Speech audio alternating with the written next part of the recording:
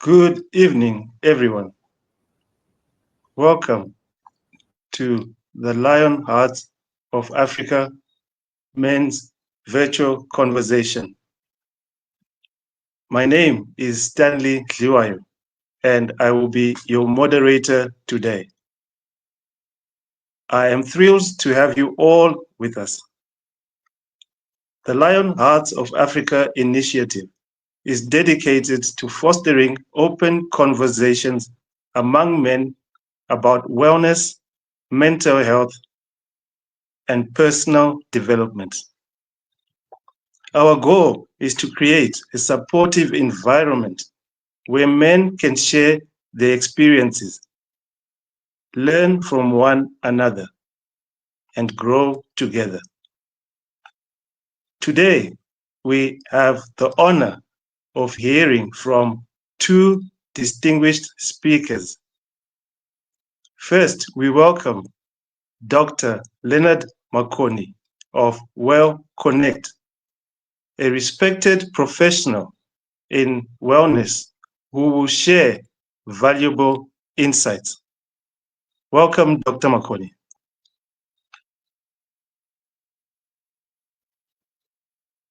Yes, thank you, Stanley. Hello, Eddie. Welcome, listeners. Thank you for joining us today.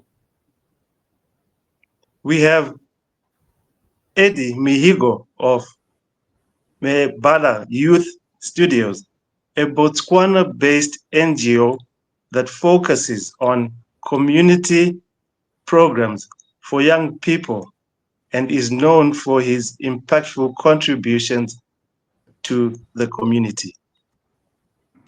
Hello, Leonard. Hello, Dr. Leonard. Thank you. Hello, Leonard. Hello, Stanley. Thank you so much for having me. And good evening to everybody who's joining us on all platforms. Thank you, Eddy. Here's how this conversation today will flow. Our speakers will present their insights, and during their presentations, we encourage you to send in your questions via the chat feature. We will collect these questions and address them at the end of the discussion. We want this to be an engaging and interactive session, so please don't hesitate to participate. Your thoughts, your questions, and experiences are what makes the initiative valuable. Without further ado, let's dive into our discussion, and I would like to invite Eddy about fatherhood and navigating fatherhood without a blueprint. How does this work? Yeah, it's a very interesting one because in my own experience, I grew up with a father for the most part. He was around, but not in a way in which I wanted him to be. I believe, fatherhood is a very interesting term because it's not just someone who brings you into the world, but it's also someone who imparts certain things onto you as you are growing up. So it was interesting that my dad always, always brought me up in the sense of I'm the Sergeant General, I'm your president. To you, I am everything, which is not a lie. It's true that he was my provider, he was my support structure, all of those things. And in as much as I was an only child, or I am still an only child, uh, he was very harsh in the way he brought me up. Of course, eventually I've come to appreciate some of those lessons, but I think as I was growing, I would have loved a little bit of softness from him, but I was fortunate enough to get that in abundance from my mother. So that's the thing about a blueprint, though, is that no one teaches you how to do these things. I like to tell my peers that my father only learned how to parent from his parent, right? So he took some of what his father bestowed towards him and how it was done, and he passed it on, and he added his own flavor, and his own flavor sometimes involved the rod, and a couple of punches here and there just to get the point across. That's the best he could do. And of course, in at that time, which is around what the he's from the 60s, the 70s era. That's when he grew up, right? Because my father was born in the 50s. Um, he only knew about provision based on that environment. So for him, it's like, listen, every month I get paid. We go out. I get you a couple of things.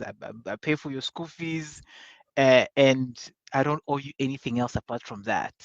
That's all you need from me. And I remember vividly one day when he sat me down when I was a little bit older and broke it down like that and said, "Listen, my son, all these actions are enough for you to see that I love you, and I don't have to ever tell you that in your life, you know." And I was a bit hurt, but that was the reality of how he grew up, and how his environment was.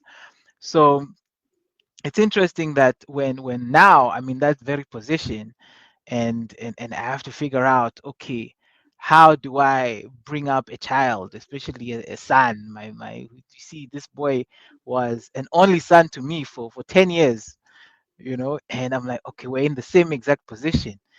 How do I avoid, making him feel the way I felt?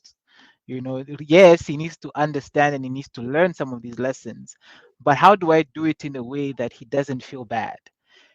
And I had nothing in my toolbox, because the only thing I was that was passed on to me was that harshness and the rod and the discipline. And of course, luckily, again, I have a very good relationship with my wife, in that I have conversations with her about this. I'm just not going to wake up in the morning to a child who's done something wrong, whip up my belt and start belting, you see. So I'm going to tell her to say, listen, I think I'm going to do that. And she says, no, I was never whooped as a child by my mother ever in my life, and I didn't turn out bad, now did I? So we're not going to institute that in this house. And now I'm thinking, what else do I have? That's the only way I knew how to instill this form of discipline. And I think that's when I realized that, you know what, there's no rule book, there's no template, there's no blueprint. You know, let me maybe try something else and see if it's going to work. And that's the journey I'm in right now. And even today, it gets very scary in that I see elements of my younger self when I was being a bit rebellious popping up in my son in different ways. He has a different temperament, yes, but I can see the rebellion in him. I can see the rebellion in him, and I'm like, it's scary, but also it's interesting, because the tools that I have found now in the present around me, um, are really allowing me to get things done. For example, um, we've given him everything. Whether it's devices, whether it's all the toys in the world, everything. We've never shied away from buying him things. And what I've learned is, whenever he does something wrong, I just take something away from him. You see.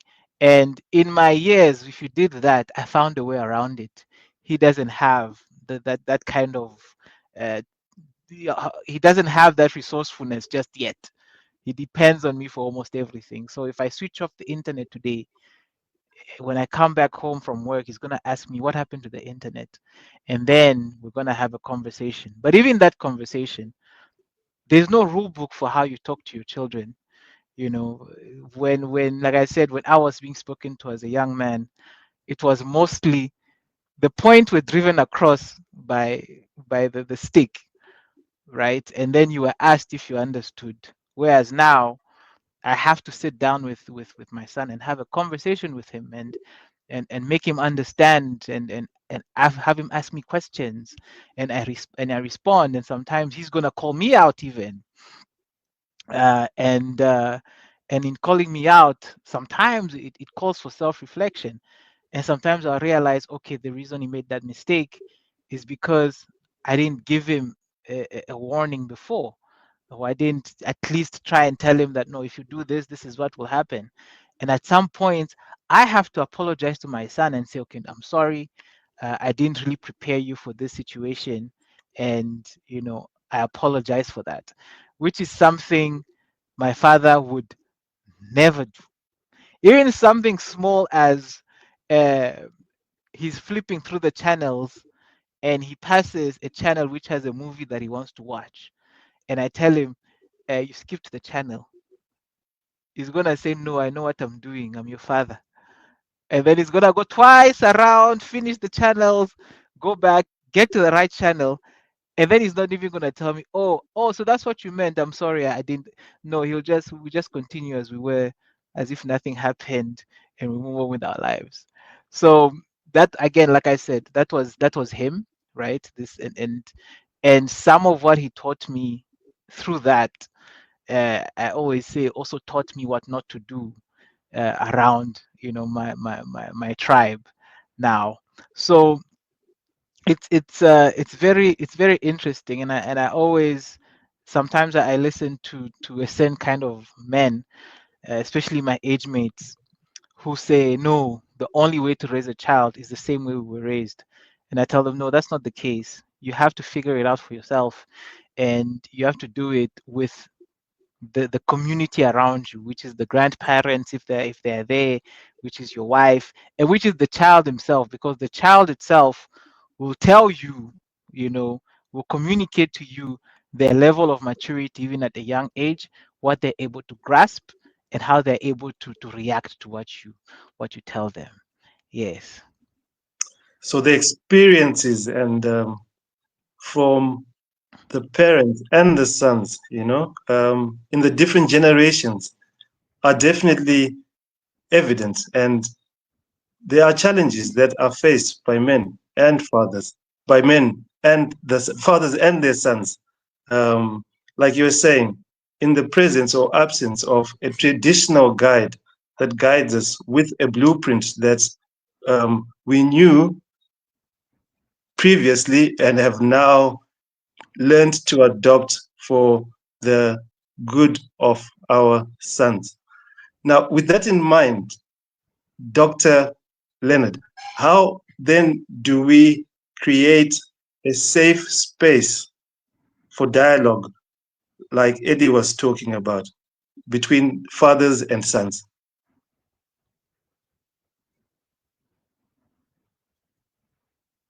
Okay, sorry. Thank you. Let me preamble this by saying society is in constant transition. Eddie's father is a 50s child. I hit 60s. We are already having my 2000 son. I've worked with 25-year-olds who are fathers already. That's where I'm stretching. I am 49 years without my father now. So I was pretty young when he died. And the major transition for me there is that the community, Eddie, your last point, the community as we knew it is dissociated. We are increasingly more isolated than we used to be. I had the privilege of spending my first 12 years in the village, and everyone was my parent. I went into the city and relatively late 70s, probably into mid 80s, we were still communities. We knew at Stanley's house, the key, you will find it under this mat, under this pot. We were still a community. Anyone in your street could correct you. So conversations were happening there, which would cover up for the absence of this father figure in terms of biological father. And I don't believe that we have taken time to stop and therefore restructure ourselves such that in course the village is recreated, because we need it. Why do I say that? While my father died, I had a father figure, a brother-in-law who took me in terms of providing. Very busy. I think a class of people which has been neglected by those who died for this country. I was an internally displaced person. There are many of us. So that was not an easy time during the war to be internally displaced, because I remember counting, we were like 10 young people in a 2-3 bedroomed house, or 3-roomed house, not even bedroomed. And some of us at times would have to go to other people to sleep. So he was too busy to be available as the father figure. And I have no idea how it happened. Again, the community were related around totems. So a Nyati man, I call him Seguru Chinembiri. I understand, in fact, he passed away 3-5 years back. Uh, Very uneducated man, but he was available for me. After school, I would be seated by him, and I have no idea any message he gave me, but he stabilized me. They were life lessons he gave me. So I managed to get a surrogate father in him, let alone all the other people in the community who talk to you. So I strongly believe, yes, we have advanced. We are now too cautious about who is next door, who is working with our children, but we lost something valuable in not being associated as communities. We therefore need to find um, a restructuring of ourselves as a society to create uncles and brothers who then create that extra father figure if I am not there, because it does happen. Now that brings us to what happens with Leonard as a father. uh, Surely I can only work with what I had. So first 12 years of my first son, I knew what my father used to do. But again, this is a completely different child. I didn't go for crash. He was going for crash. We had TV. I grew up without a TV. So the activities are completely different. That to me implies every father figure needs to know that you are a step behind. You have to learn, therefore, to be ahead of your child if you're going to connect with their world, because they are living in a world. They are born after you, but they are living in a world ahead of you. And a lot of us, I don't think we stop and consider that. That's why the principle, I'll raise you the way I was raised, is not going to work. There definitely is never going to be a handbook, because no mother comes out of the maternity ward with a manual, and every child is different, peculiar, 1 in 8 billion. So you are going to have to learn to live with that child. And again, they come as barbaric as they can be. They have no language, they don't know how to respect. We introduce them into the world with needs, but they don't know how to express them. So all they know is to cry, and that cry in no time is translated as, hey, you raise a temper and people will run to you. So you will start calling children naughty or rebellious when all they've learned is, you know what, when you throw a tantrum, things happen. So there is a place where you need to speak into their lives as early as possible. And I've been greatly helped by materials which have been developed by psychologists who have studied how children grow, how children develop, how children process uh, their brain development and how to use it, how emotionally they connect or disconnect. We have to go to that school, because if we are to raise children, a generation that's going to be healthy, intact, we have to learn how to raise children. I don't know why we think it will happen naturally. I come out of the animal world. I had to study the development of a cow to raise it to be a productive animal, a chicken. So why don't we learn how to raise a human being? Because that's the most critical resource we have in the world. And I think governments and probably churches and businesses ought to be investing in preparing people to be parents, because that's the greatest skill we need. A child who has been damaged by Leonard, it doesn't matter how excellent their results will be, how skilled, how hardworking they will be. If they are emotionally damaged, they are going to be a disaster. They will be toxic to everyone around them. They will destroy a good company. They will destroy a nation. And these are recorded cases in the world where wars have been started by people who have been damaged because of failure of parenting. So we have to learn the developmental stages of children, but also at the same time what skills we need at each stage of development of the children that we have been given. How do we need ourselves to develop with them? Because it starts from the way the relationship of the father and mother comes. That's where a lot of people immediately reject the child or abandon the mother. You haven't abandoned the mother, you've abandoned the son.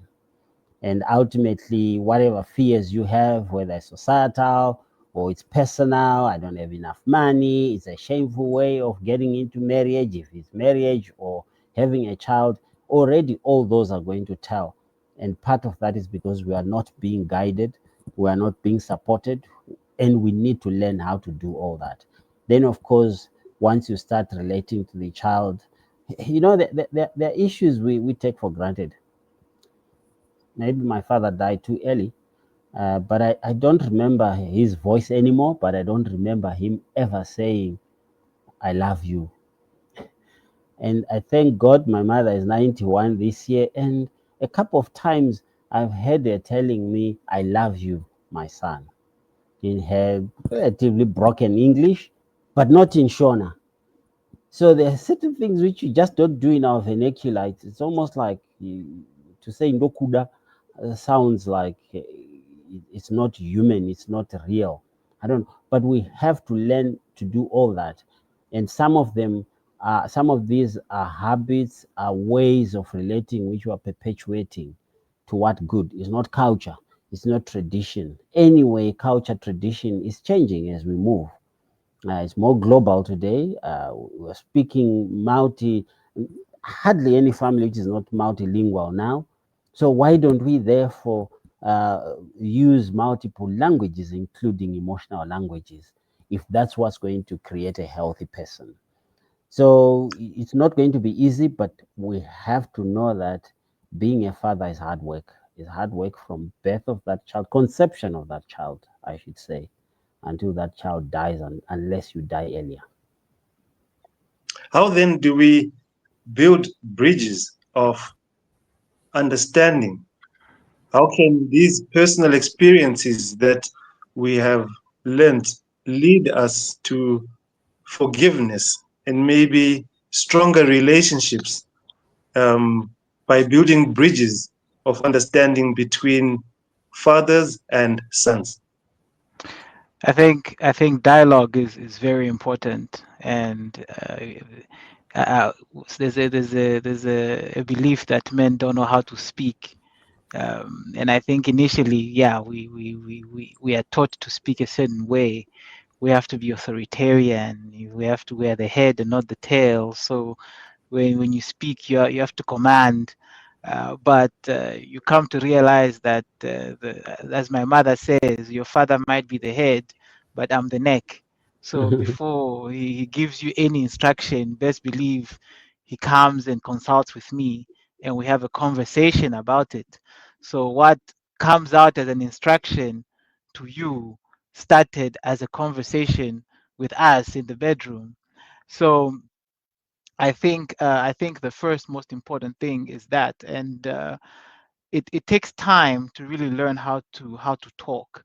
And interestingly, a child will teach you how to talk. My son taught me how to really open up to him and listen to him as well, because sometimes we listen with what we are expecting the child to say, rather than really listening to what the child is actually saying.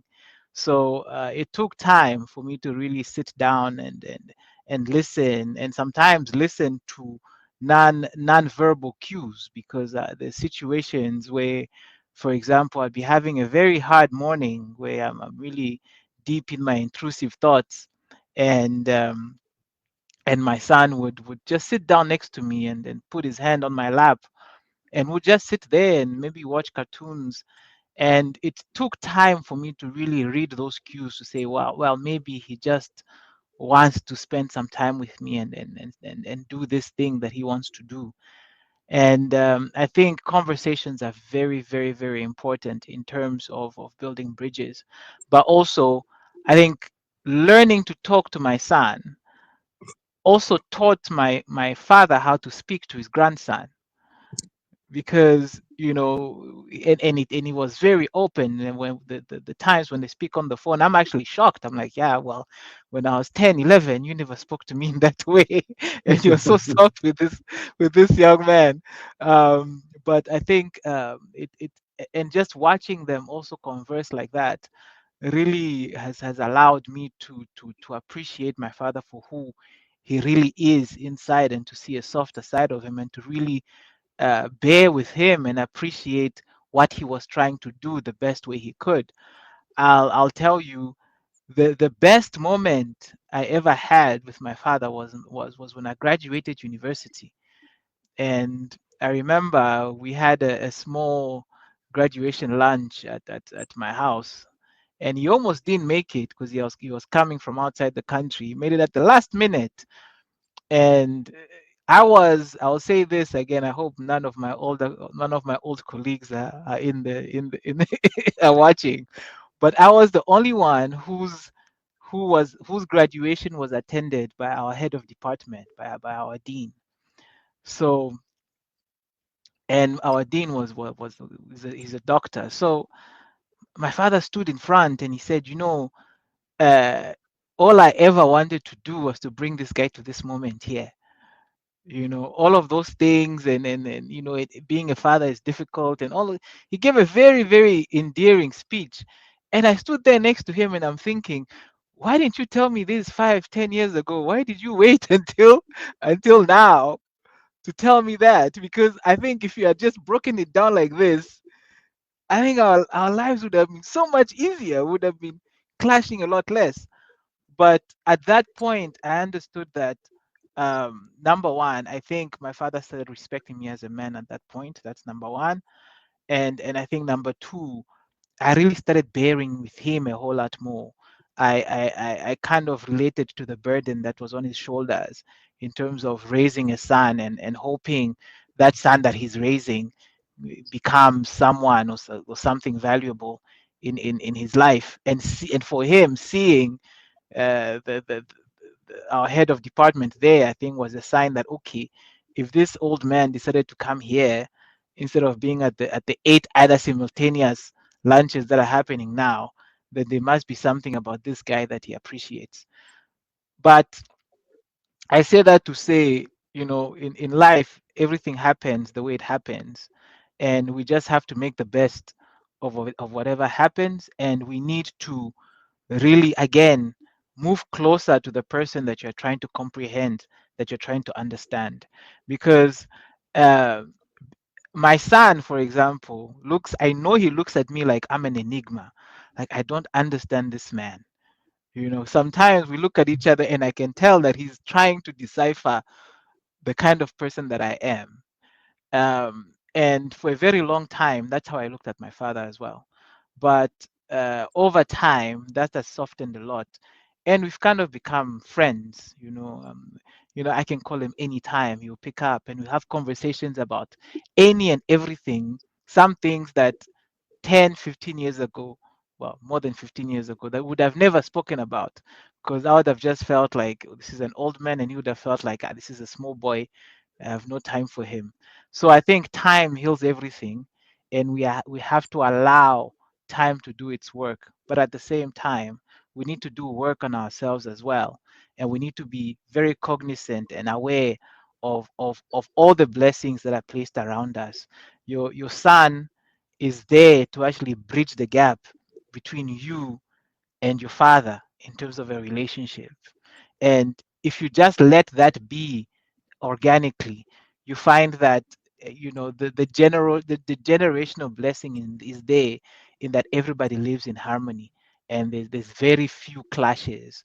Of course, my son and I, we get along very well, and even when we have a misunderstanding, it's always very objective. It's always towards something where he understands that I just want the best for him, and vice versa.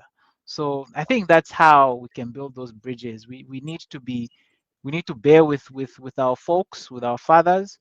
We need to allow, if you have children, allow your fathers time with their grandkids. You will see, you will learn so much from the interactions the two of them are going to have, and that will teach you how to speak to your dad as you move forward.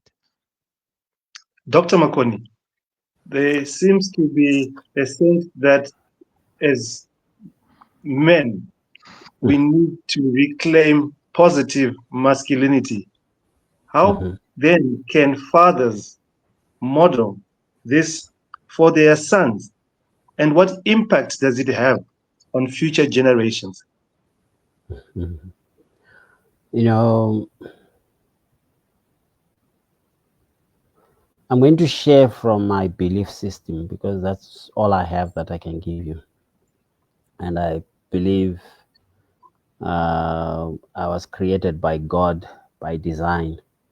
I refuse to be reduced to a Toyota vehicle, which was by accident.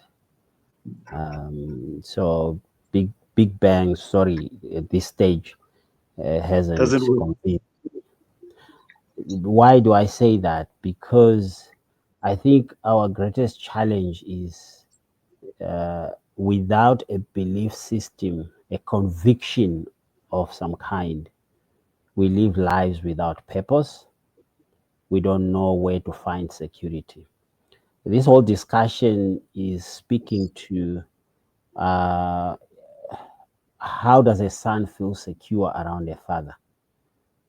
And you talk to somebody who has never known their father, they are very unsettled.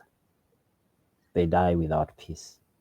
So the basis of security is not soldiers, is not walls. It's just belonging. To know that I've got a father somewhere. But to know, even more importantly, that behind my father is a God who allowed me to be born into this space. If every child is to hear that I'm your father on this earth, but there's a father who is with you, that sense of security is even greater.